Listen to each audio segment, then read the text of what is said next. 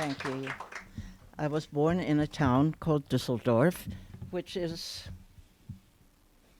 somewhere around here. There we are.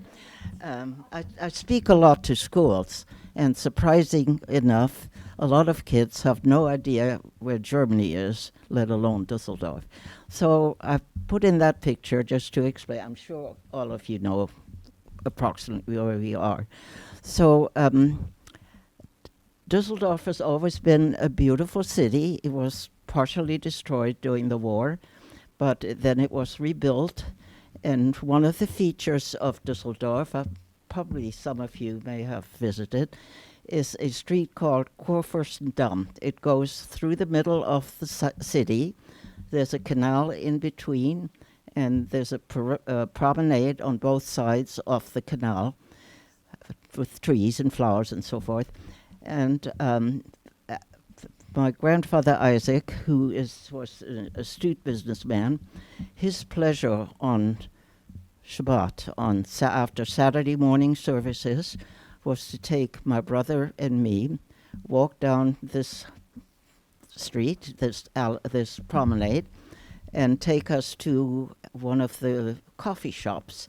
The street was lined with fashion houses and restaurants and coffee shops. So that was one of his greatest pleasure to do that for us on Saturday. And he was a totally remarkable man. So next one. This is a picture of my mother. And this is how I remember her. Go ahead. My father, Arthur, and go on. This is my brother Walter when he was 6 months old. And in those days, people didn't really take many photographs. So it was unusual for him. And my brother passed away about 7 years ago. He was always my rock, starting with first grade when I went to school for the first day. And my shoe came untied. And I didn't know how to tie it. It's kind of a foreteller of how untechy I am today, but I didn't know how to tie my shoe. And he appeared out of nowhere, tied my shoes, ready to go. So all my life, I've depended on my brother. And he never stopped calling me his little sister. Even when I was 85 years old, I was always the little sister. This is my brother and I and my two cousins, Rudy and Ken, and obviously we're at the seashore for vacation. Go ahead. This is a picture that's been quite well known around Düsseldorf, especially around the Jewish community there, and just in general.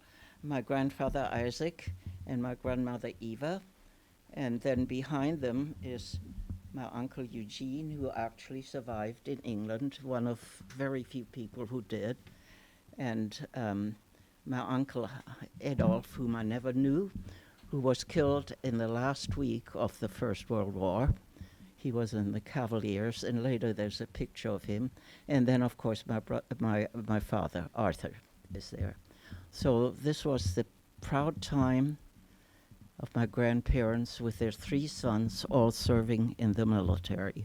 Of course, now we know they're on the wrong side of the fence, but at that time they were doing it. Go ahead.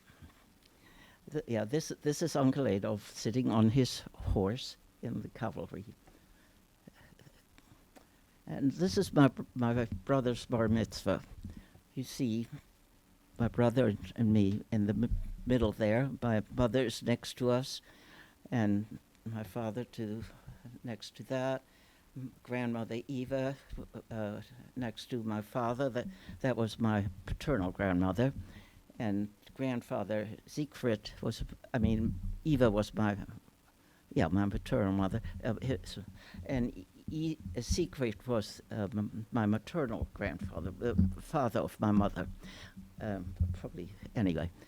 So at that time, it was 1937, we could still hold a family gathering like that. It was one of the last few.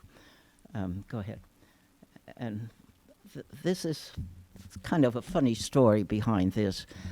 This is my grandfather Isaac with his standing with bride next to his new car, and my little cousin Jerry sitting in his car. And when I showed this picture at school one day, one of the boys said, "Oh, wow, do you still have that car?" And I said, "No, not really. That car would be pretty old." But the funny thing was, it was a Friday afternoon, and the kids were getting a little restless. You know, let us out of here. It's time to go home. And when they saw the car, they all perked up. They listened. So it was really quite a funny incident. Go ahead. And this is my brother and me performing at my grandparents' wedding. And that is not my real hair. I always wanted to have piglets, and I didn't. So eventually I had to take them off. But we did a little dance, which I still know. And one time when I was visiting with my brother, I started to sing it, and he still knew it too. So at 90 years old, we were still could do our little dance. Go ahead. This is my grandparents' golden wedding. And tremendous number of people there, all relations. My grandparents had many siblings, and it seems like everybody was there. At the very far right, where you're looking at it, is one of the rabbis, and the other rabbi was there, but I don't see him right offhand. These are all the uncles and the aunts, and of course in the front there is my brother and I, and my cousin Ken, and Rudy is there somewhere. It's hard to see from here. Anyway, this gives you some idea how large our family was. Very few of them survived. Probably not more than 3 or 4. All gone. Go ahead. This is our synagogue. In Düsseldorf. It was a beautiful building. And a few years ago, they have a Memorial Day on Kristallnacht every year. And a few years ago, they invited me to come. And I spoke before it was a very important day for them. It was government sponsored. We all had assigned seats and couldn't move. And I spoke before this assembly, and the mayor spoke and was greatly acknowledged the contribution my family, especially my grandfather, had made to Düsseldorf. Go ahead. This is the inside of the synagogue. It's a beautiful building. Go ahead. And this is how it looked after Kristallnacht. There's not much left of it. Go ahead.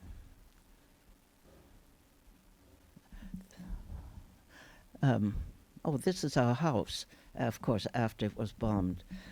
My cousin Ken joined the British Army after he came to England from Germany, and on the Kindertransport. He joined the British Army, and this was in the British zone of Germany.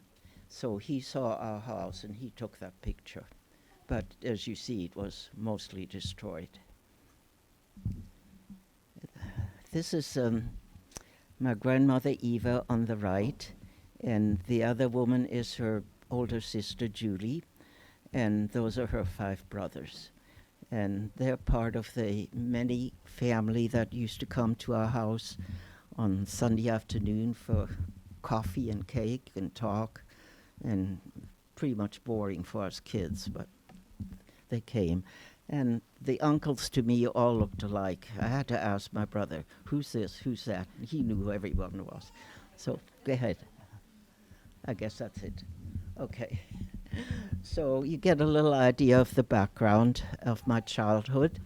I was the only girl in the family. My grandparents had, of course, there was my brother, and there were my 2 cousins, Ken and Rudy. But then I came along, and I was the only girl.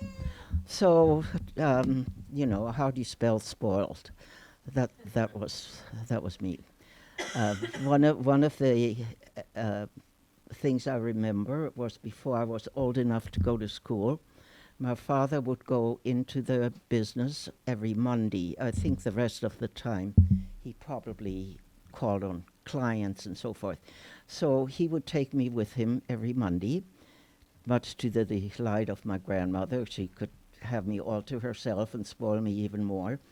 And she made me lunch, and it was always the same thing because I loved it. That was split pea soup, big plate of split pea soup. And when you ate all the soup, which I always did, of course, at the bottom it said, "You're a good boy." So it was my father's plate, and that's what she served me on. So, um,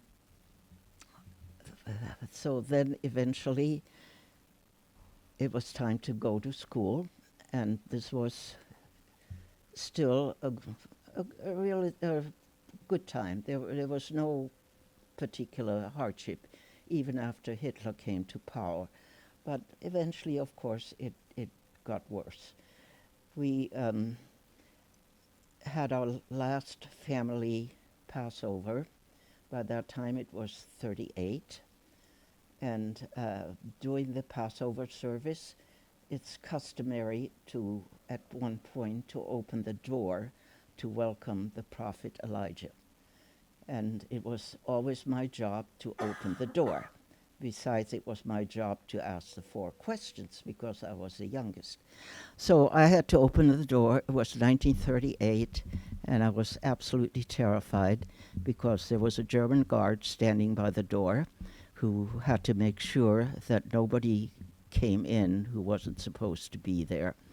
So I barely managed to open the door. It was scary. So that year we also went for our last family vacation in Holland. After 1933, we went for vacations abroad, no longer in Germany. And Düsseldorf is very close to the Dutch border. So my mother wanted my father to stay there, go into hiding, and he wouldn't do it. He was responsible for us, for his family, and as the oldest son, he felt very responsible for his parents, so he wouldn't leave. Then later that year, in 1938, my brother Walter went to England to a boys' boarding school, and he was accepted as a scholarship boy, not because he was smart, although he was, but also because at that time Jews could no longer take money out of the country. So the school totally paid for him. The school was in Tiverton, on the south part of England. And he could only stay there for a very short time because in 1939 we were considered to be enemy aliens. We were not, which kind of irritated me even at the age of 13. We were not allowed to be anywhere near the coast in England. But the war was on and they were scared, so I can understand that. So in the meantime, the situation at home had worsened. After my brother left, well, after he went to high school, I would have to walk to school by myself, and boys would come up and grab my hat and my books and throw them in the gutter and that kind of thing. And there was nothing I could do. I knew I just had to keep going, get home.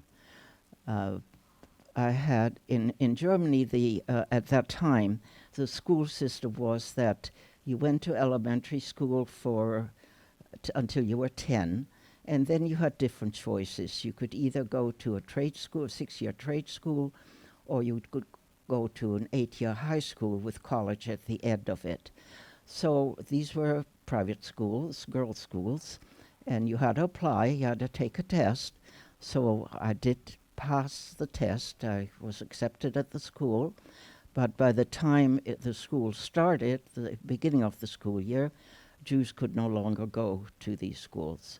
So the only option was a Jewish school, which was started at the synagogue, but teachers were becoming fewer and fewer because they were one of the first group that lost their jobs. Jewish teacher could no longer teach in German schools. So this school, this so-called school, had 3 teachers for everybody between the ages of 6 and 18.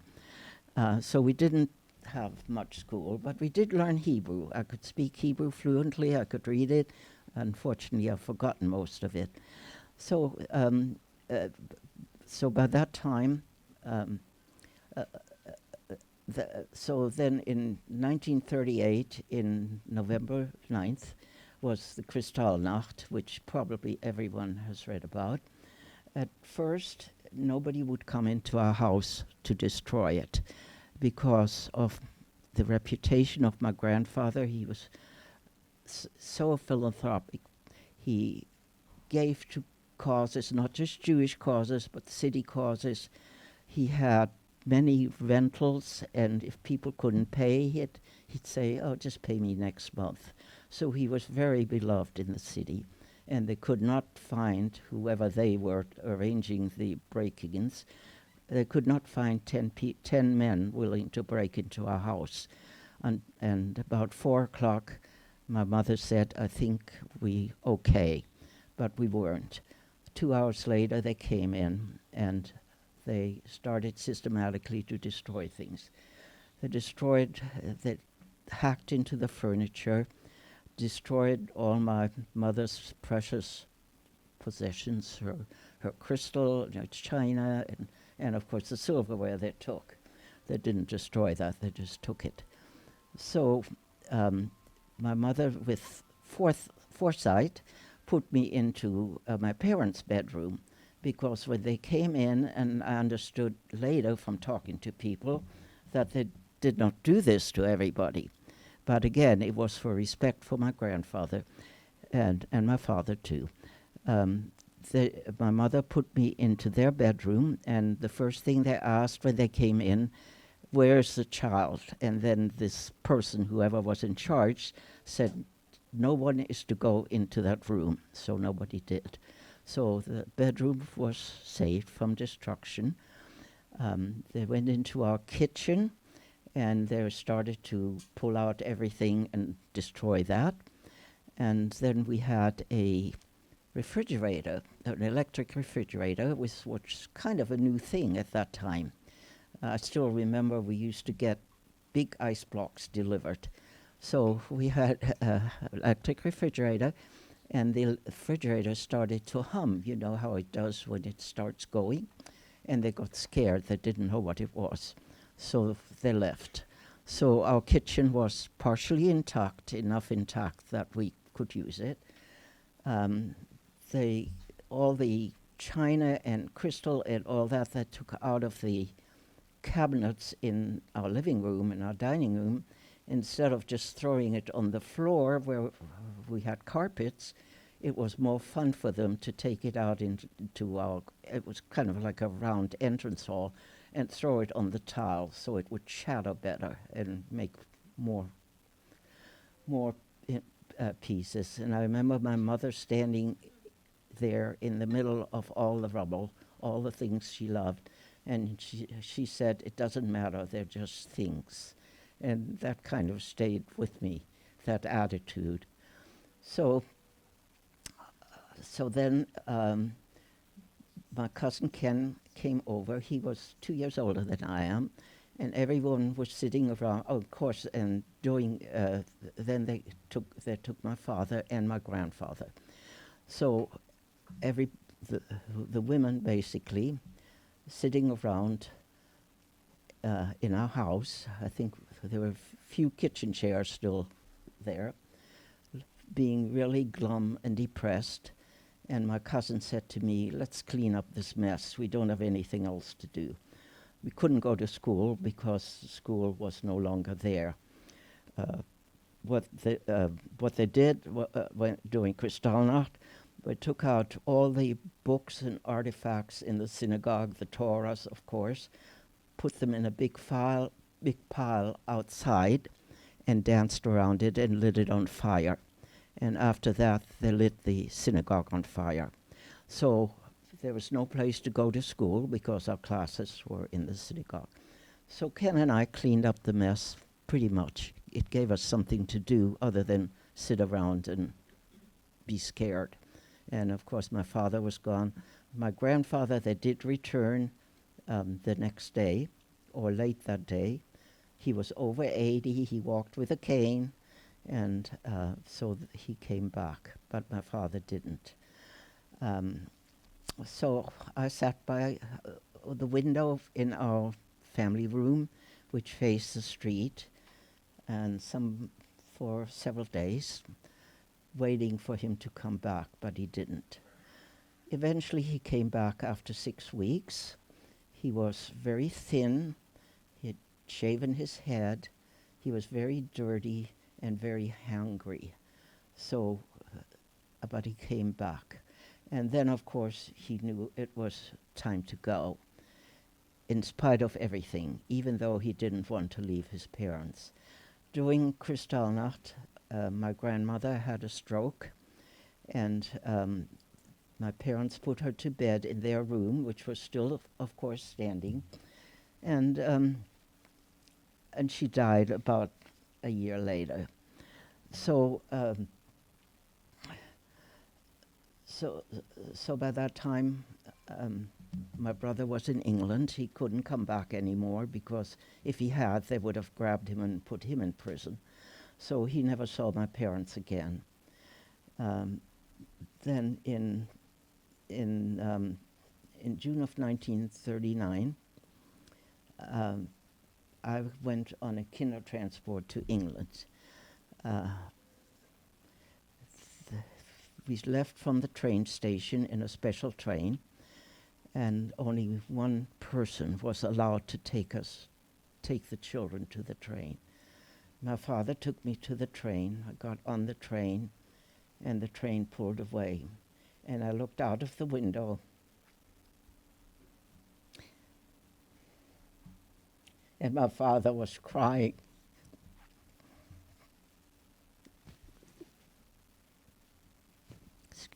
I had never seen him cry before. He thought he didn't know I still could see him. Of course, I never saw my parents again. So I came to England. I was fortunate. I was sponsored by a very fine girls' high school. And so I got a good education, which was denied most children in my situation.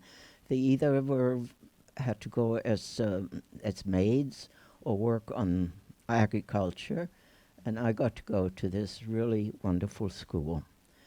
So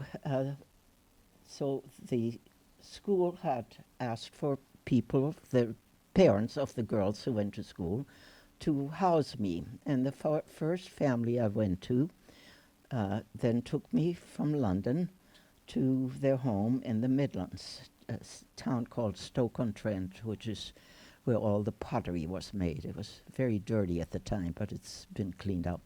So they grilled me, what do you like to eat? Oh, I like everything. But come on, there's something you don't like. No, really, I like everything. I eat everything. Okay, finally said, okay, I don't like fish. I didn't. It made me feel nauseous with the smell. So guess what they served the first 6 nights? Fish. By the last of that time, I could no longer eat anything. I was so nauseated by the fish smell. So after dinner, the mother brought in a big platter with cookies, and there was a girl who was 1 year older than I was, and a boy who was 2 years younger. So the kids made a beeline for the cookies, as did I, because I was hungry. I hadn't eaten anything. And she told me, oh, you can't have any. You didn't eat your dinner. So this family mentally tortured me. Not physically, but mentally they did. And nobody else could figure out why. And I was just determined I was going to survive this, one way or the other. And so it went with the first family. I used to think about ways I could hide in the school on Friday afternoon and stay there over the weekend. I didn't care if I never had anything to eat, just to get out of that house. But of course, I never managed it. 6 months into my stay there, the mother's mother died, and her father was going to come and live with them. So they gave me what they called the bad news, that I had to leave. So when they told me I had to leave, I started crying. And they obviously thought I was crying because I had to leave them. And I was crying with relief to get away from there. So then the next family, I was pushed into the next family, and it was a minister of some kind, I don't know what kind, some unknown kind. And he was very sweet. There were 3 other girls. The oldest one was a year younger than I was, and then there was a little 2-year-old boy.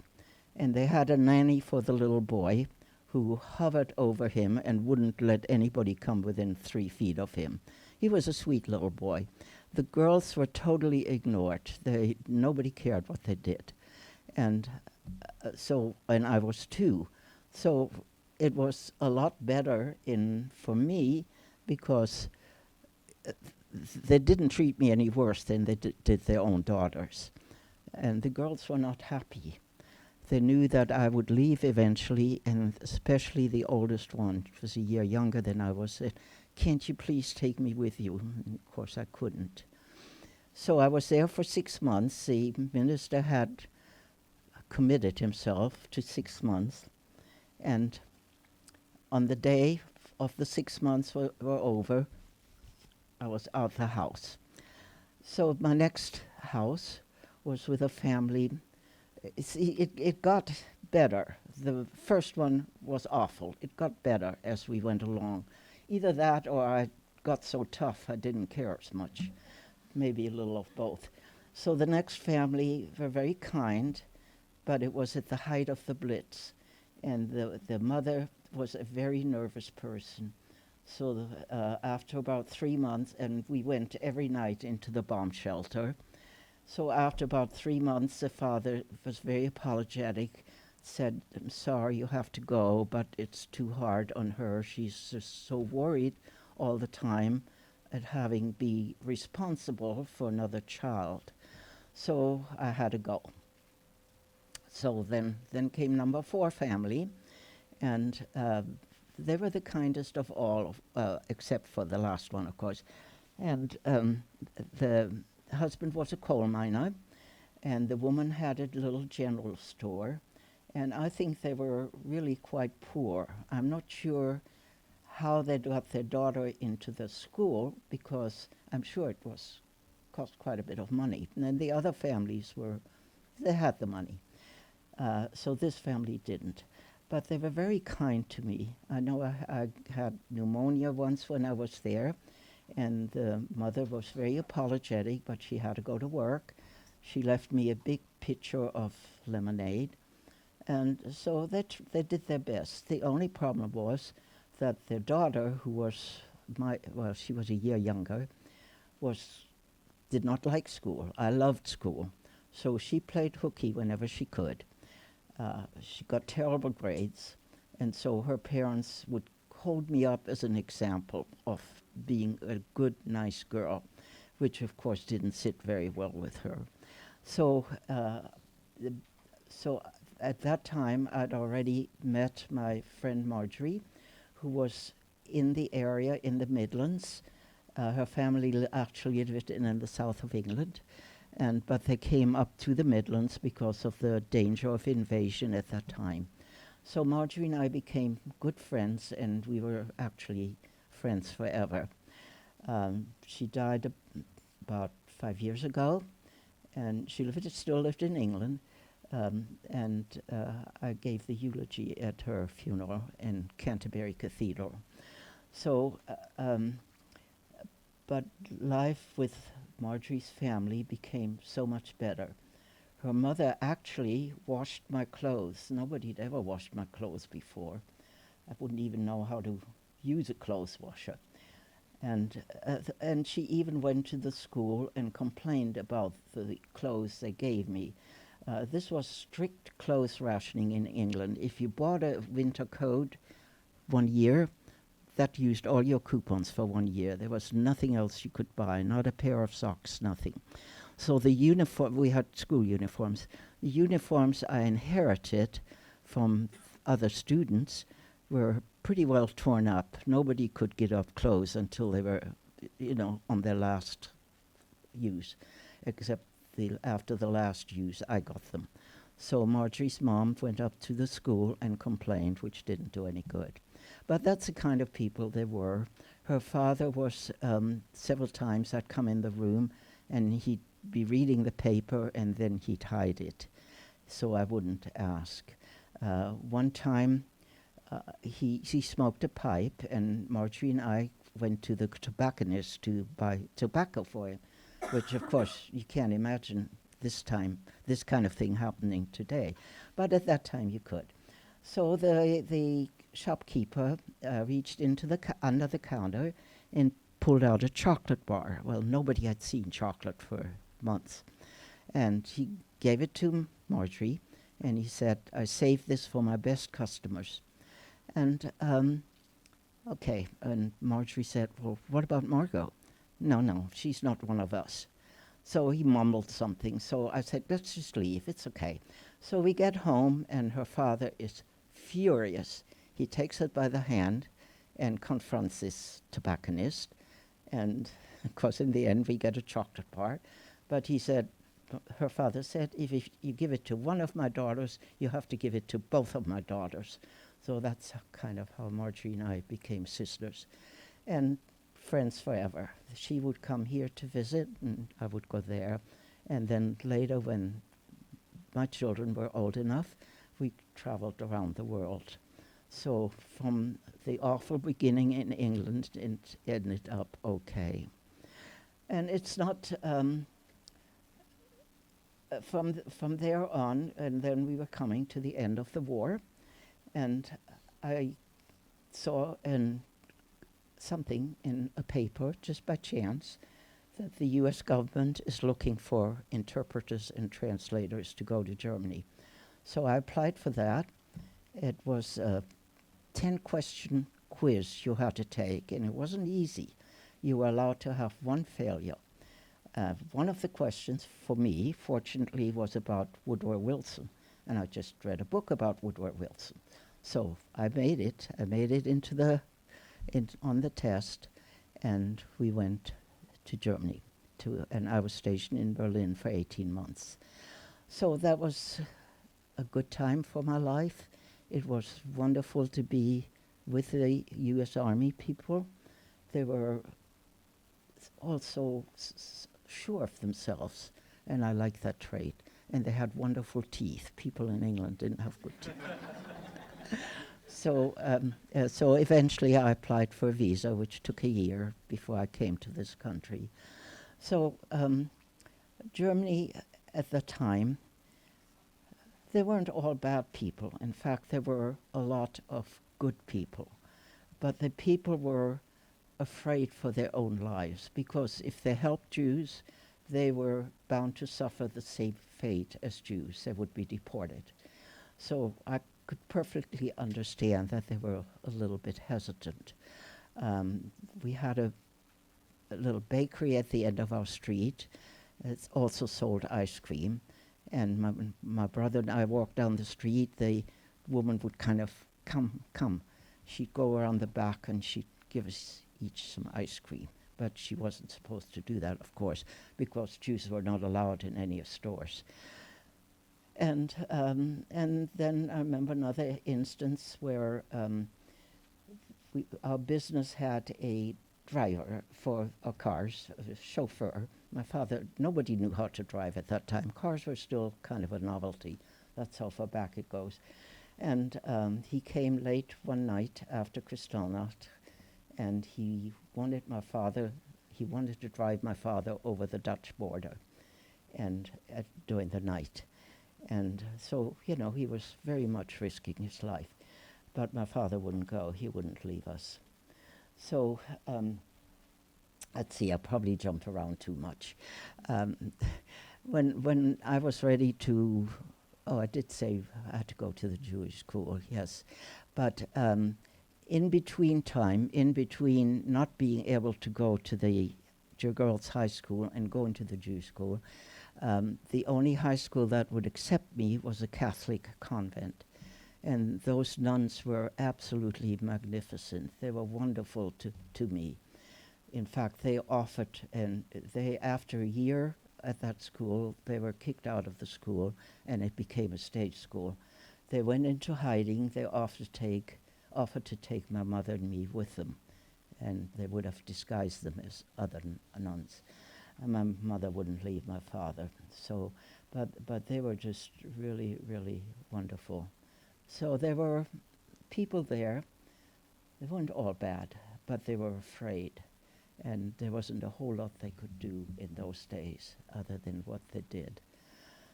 So I look at this poster and wonder what did I leave out. I don't know. Probably left something out. Pretty much it. I thank you all for being here. Be glad to answer any questions. I have a little bit of a hearing problem, which I guess I'm entitled to after so many years. And so if I don't understand what you're saying, Michael's going to help. So he might repeat the question to me. Okay? Thank you so much for being here. Thank you so much.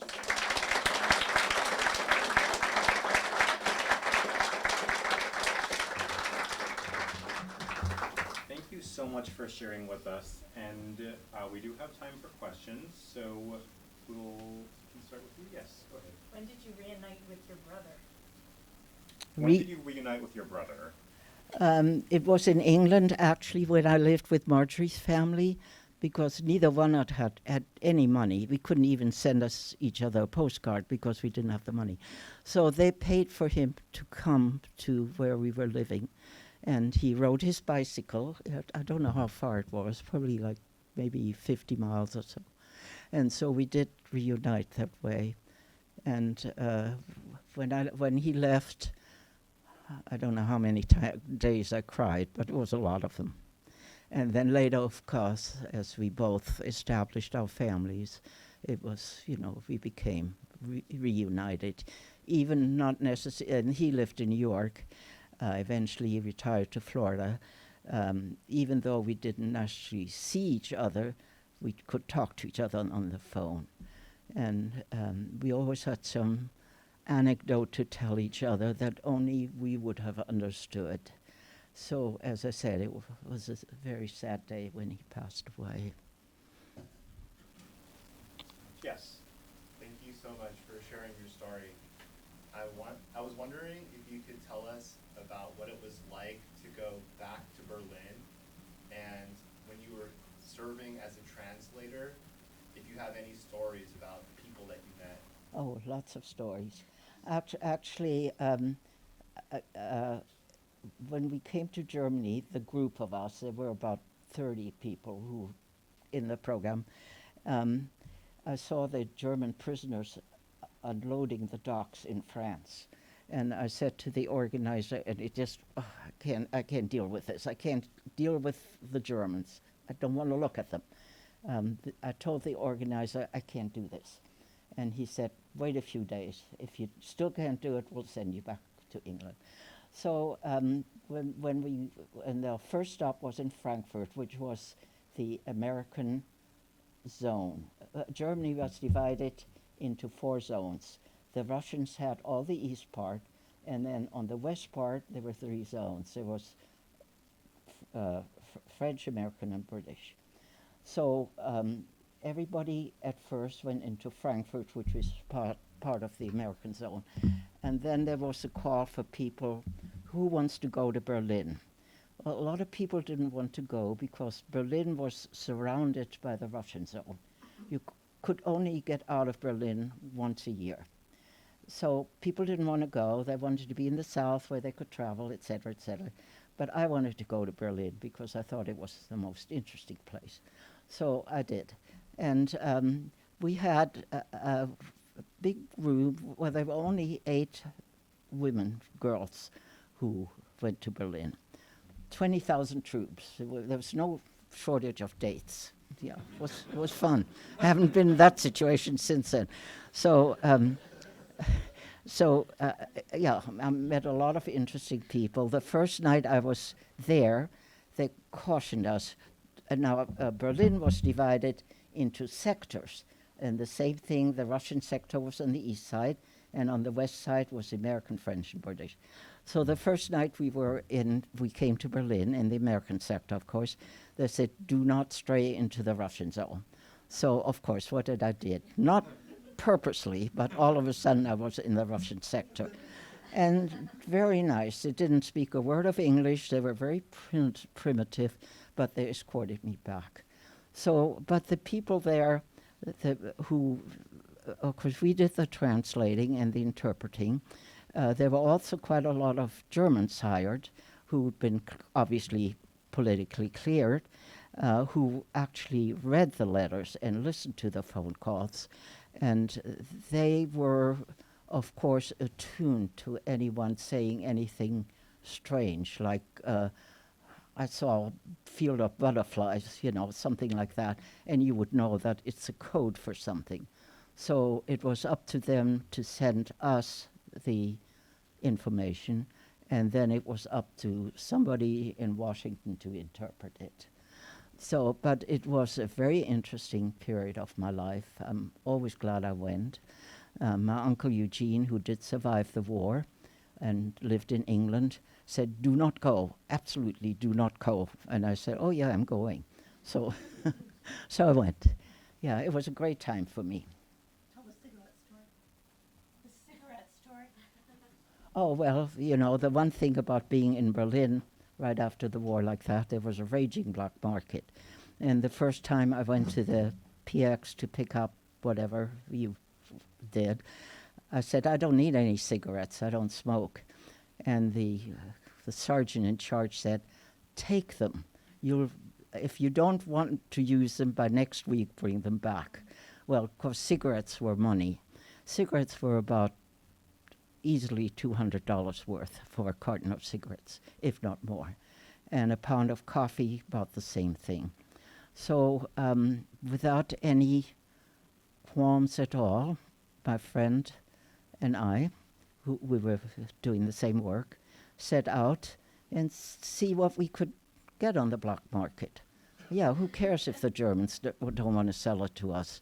They need the money, so we'll buy what they have. We bought some artwork and whatever. We didn't go overboard. Some people went overboard. So that period was interesting in Berlin, and as I said, I would always glad that I could do that. It was an adventure. Thank you so much. Yes. Did you witness anti-Jewish violence while you were living in Düsseldorf? Did you witness any anti-Jewish violence in Düsseldorf? Well, of course, Kristallnacht was pretty violent, when they came in and hacked our furniture to pieces. No, other than, I'm not sure what you mean by violence. Violence for a 12-year-old is different for one who's 21. So to me, and our parents tried to protect us as much as possible, but to me, yes, it was violent all the time. There was a time to be scared and to be cautious. We were told, my brother and I, never to speak to each other when we were outdoors, because somebody might overhear us and misinterpret. So yeah, it was a scary time. I wouldn't say it was violent as such. I didn't see anybody getting killed, but I do have a pretty good idea of what happened to my parents in the concentration camp. I know that my grandfather Isaac, so wonderful, was starved to death in Theresienstadt in 1 week. Theresienstadt was a camp primarily for older people, and I think they figured these people are old. What do we need them for? The cheapest way is just not to give them anything to eat. So he starved to death, and I pray all the time, I hope he didn't suffer, but I'm sure he did. So, I didn't see it, but I knew it was there. I knew that before they were deported, my father had to clean the streets on his hands and knees. They'd taken away his coat, and it was winter time, and my father had to be on his hands and knees in the cold, scrubbing streets with a scrub brush. So all these things are horrible. I didn't see them, but I knew about them. Oh, yes. Yeah, thank you. While they were in a house and going from one room to the other, except in the room where I was sleeping upstairs, and at the top of the stairs we had a large portrait of my painting or whatever of my uncle Adolf, who was killed in the First World War, and my grandmother, hoping to distract them and keep them, the invaders, from doing more damage, said, "Here's my son.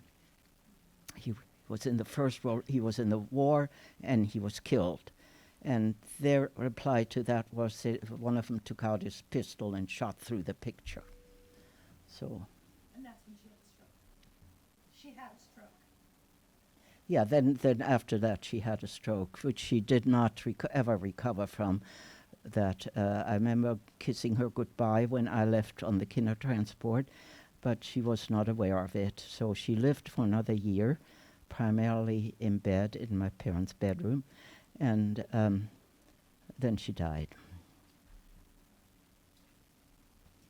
I have two questions. One was, during that time period, did you guys know about the concentration camps? Did I know about them? Yeah, like, was there talk about that in the No, there was not the communication that there is these days, obviously. Any news you got probably were at least 5 days old from the newspaper, etc. Germans, I've been back to Germany several times at the invitation of the city of Düsseldorf, and as I said, they couldn't be nicer to me. But and they, of course, acknowledged that this happened. But when you talk to other people, the first thing they always told you was, and this was like going back to the 90s, when there were still enough people alive who were actually in Germany during said, "Oh, we didn't know anything about it." That's always the first thing they said. You didn't even have to ask her questions. We didn't know anything about it. So there was knowledge about them, but not as much, of course, as it was. And there's a famous story about General Eisenhower liberating one of the camps and telling somebody, "Take lots of pictures because someday nobody will believe this." So, that is, he was right. Yeah. Your father and grandfather were taken to a camp on Kristallnacht, though, and that was 1938. Right. That was before they had the death camps. Yes. Yeah. Yeah. Yeah, my father was after Kristallnacht, my father was in prison for 6 weeks. And I think I said he came back and he was, dirty, unkempt, hungry, etc. But he recovered from that. But it was too late. The question is, even now people say the question with all this anti-Semitism that we are living through, they say, when is it too late? When is it time to go? I can't imagine this kind of thing happening in this country, but neither could my father imagining this happening in Germany. Do you think that's why your parents didn't decide to take the whole family out of the country? Why they didn't take the family out of Germany? Yeah, because they couldn't imagine it? Well, yeah, of course, the first thing they thought was, "Oh, this can't go on forever," because the whole family had lived in the same area for hundreds of years. So, this can't go on forever. They had a successful business. They were well liked. They're not going to run out. That was number one. Number two was my grandparents. As I said, he was the oldest son of 3, and he felt responsible for them until he decided, we've got to get out, and then it was too late. But he did send my brother out first, and he sent me out. And at that time, you could still send correspondence. And I don't know if I mentioned this or not. I tell you, flipping around a little bit. But the first family I went in with, the family that was so mean to me, my mother sent a little cake for me, just to show, you know, I love you, I miss you. And the woman opened the package, took the cake, threw it in the trash, and said, "Do you really does she think we don't feed you?" So, so there was still correspondence in those days. Later on, you could only correspond through the Red Cross. You were limited to 25 words. So, of course, I would send these glowing reports how happy I was being there with this family who tortured me. I didn't tell them that.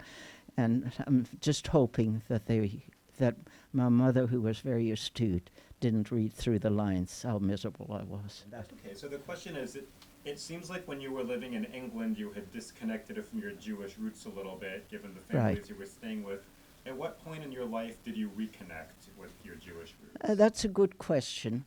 Actually, we had a little synagogue in the town where I lived, and I always tried to go there for services on Shabbat, on Saturday mornings. I had to walk there because the family wouldn't give me the 5 cents it took to ride the bus or the streetcar. So I never really lost that connection. It was just very difficult. But it was, in a way, when I sat in this little synagogue, and sometimes there weren't enough men. Of course, now you can also have women, but there weren't enough men to do a minyan, to have a service. And so the rabbi would read something or the other. I always felt at home there. I felt comfortable there, you know, that I could continue living.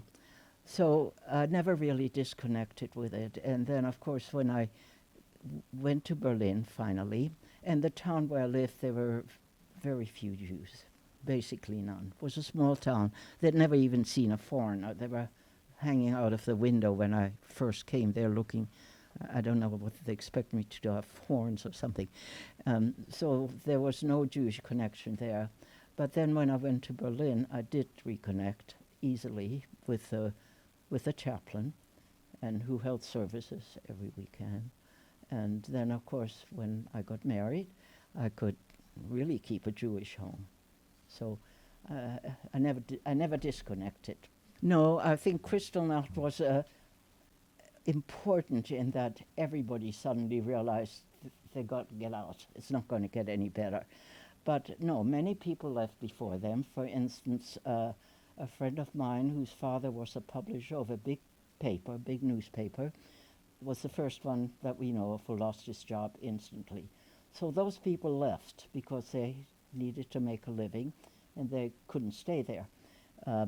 But everybody knew, but as I said, people kind of thought, oh, it's got to get better, it's got to get better. And then after Kristallnacht, my parents realized it's not going to get better, but then it was too late.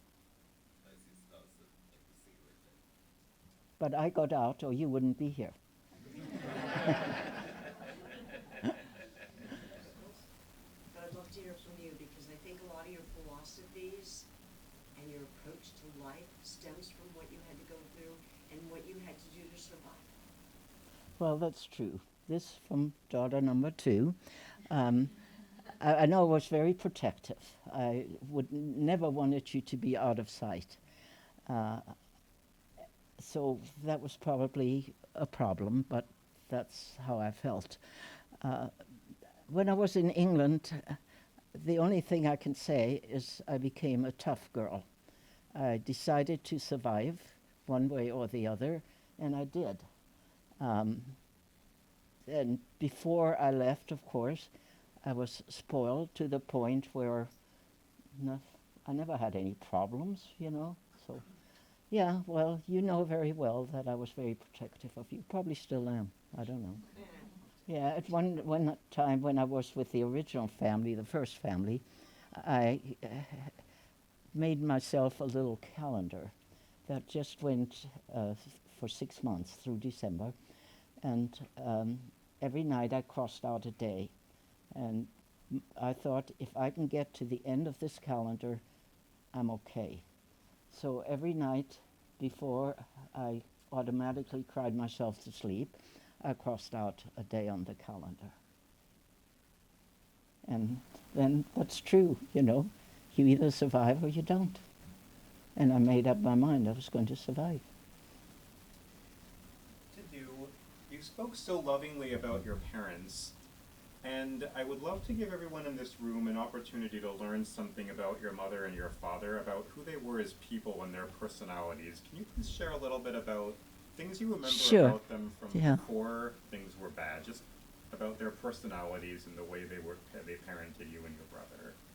Well, you know, I was 12, 13 years old, so you kind of take your parents for granted in a lot of ways. My mother was very loving, very kind and generous. She was always working for something. I know at one point a lot of poor Polish Jewish families came into Düsseldorf, and she was working very hard to get clothes, to get anything they needed. So she had the same philanthropy that my father and grandfather had. She was very musical. She played the piano, and unfortunately, I didn't inherit that talent. So really, you know, all I can say was she was. There's nothing bad I can say about her at all because she was so loving. She took care of both of us. My father the same way, in a different way. When we quarreled, my brother and I, of course, you know, all siblings do, he would come into the room where we were, and he would tell a joke until we were both laughing. Oh, couldn't even remember what we were fighting about. So he did this very quietly, that you didn't know he was doing it. But he was a wonderful father. He, as I said, he took me to the train. It's the same thing. I can't really tell you specific instances because when you're 12 and 13 years old, you expect your parents to be like that. You know, you don't expect them not to do that. So they were just very loving people. My father was a good businessman. He inherited that from his father. He didn't know how to drive a car. He finally learned how to drive a car. And everybody said, "Oh, we're not driving with you. You're a terrible driver." But I said, "I will drive with you."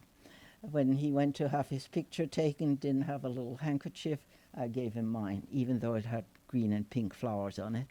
So it was just a very loving but firm relationship. I don't think we were, well, I know I was spoiled a little bit, but I don't think we were overly spoiled or taken advantage, you know, of that. Thank you so much for sharing. We do have time for maybe just two more questions, so yes. How were you able to reconnect with the family members that had survived?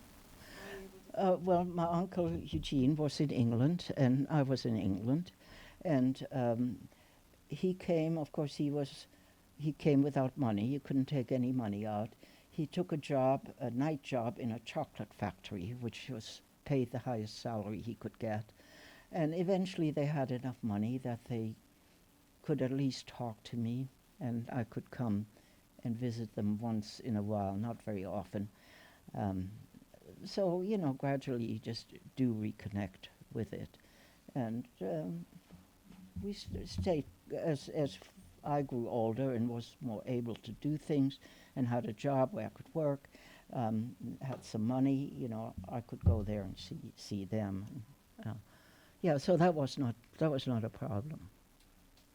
And my uncle Eugene worked tirelessly this entire life trying to help my parents to get out, you know, before they did, and then after it was too late, he wrote about them extensively. And I have some letters he wrote, I don't know, 20 pages maybe, yeah.